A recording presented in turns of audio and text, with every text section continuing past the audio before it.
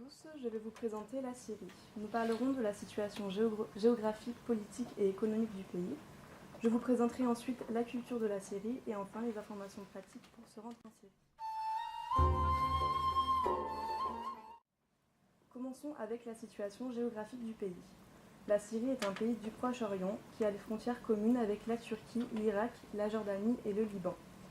La population est d'environ 17 500 000 habitants et la superficie est de 185 180 km². L'arabe est la langue officielle, mais de nombreuses autres langues sont parlées dans le pays, telles que le kurde, l'arménien, le turc et l'araméen. Le français est très peu pratiqué, c'est l'anglais qui prédomine dans les grandes villes. La langue des affaires est l'arabe et l'anglais. La capitale est Damas. Le climat est majoritairement aride. En effet, le pays reçoit son eau des pays voisins. 50% des réserves de la Syrie proviennent de la Turquie et 20% du Liban. Parlons maintenant de la situation politique de la Syrie. Le président est Bachar el-Assad. Il a succédé à son père en 2000. Il a été élu par référendum. La situation politique est aujourd'hui très compliquée en Syrie. En 2011, c'est le printemps arabe qui a atteint la Syrie avec des manifestations majoritairement pacifiques en faveur de la démocratie et contre le régime autoritaire de Bachar el-Assad. Les manifestations ont été réprimées très violemment par le gouvernement. S'en est suivie une rébellion armée de la population. Une guerre civile a donc débuté en 2011 avec des bombardements quotidiens qui ont déjà fait 500 000 morts et 2 millions de blessés. Les groupes rebelles sont soutenus par la Turquie, le Qatar et l'Arabie Saoudite, tandis que le régime syrien se maintient grâce à l'aide de la Russie et de l'Iran. Voici une photo de Damas avant la guerre civile et une photo de Damas aujourd'hui.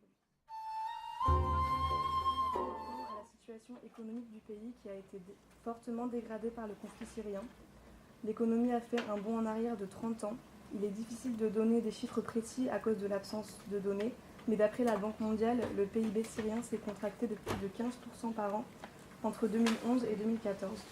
La récession est due à la baisse de production pétrolière qui était l'un des secteurs principaux du pays et à la destruction des infrastructures suite au bombardement.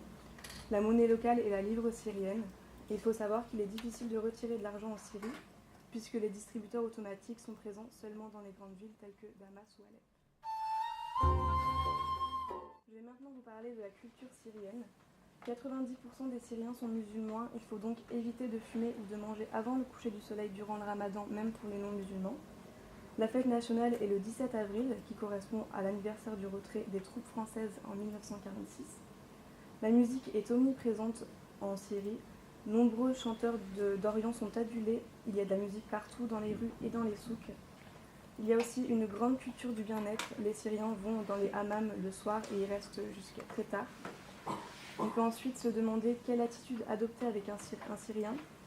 Pour saluer, il faut serrer la main aux femmes comme aux hommes, mais le mieux est de mettre la main sur son cœur en disant bonjour en arabe. L'hospitalité est très présente, il ne faut pas être surpris que l'on vous offre un café, un thé ou une cigarette sans que vous n'ayez rien demandé. Dans les affaires, les décisions ne sont pas prises collectivement, mais par un seul responsable qui en assume toutes les conséquences. Il faut porter une tenue correcte en toutes circonstances qui couvrent les épaules. Le milieu du travail reste assez décontracté. La discussion peut facilement dévier vers des aspects plus personnels de la vie de chacun. Les Syriens adorent l'humour, mais il ne faut pas rire de la situation politique du pays. Ils sont aussi assez souples au niveau de la ponctualité. Le retard est toléré, mais il ne faut pas en abuser. Quelques informations sur la santé et sur le voyage. Il n'existe pas d'obligation au niveau des vaccins, mais certains sont recommandés, tels que le vaccin contre la tuberculose ou la fièvre typhoïde. Il faut faire attention au paludisme, cette maladie transmise par les piqûres de moustiques.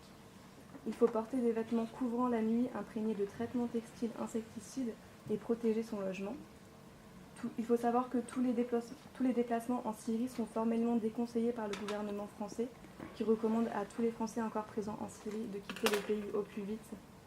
L'entrée en Syrie n'est autorisée qu'avec un passeport en cours de validité et un visa.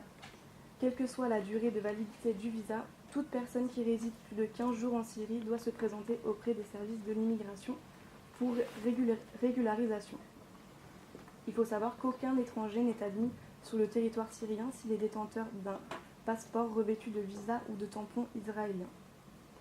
À l'intérieur du pays, il est possible de prendre un taxi qui est reconnaissable à sa couleur jaune.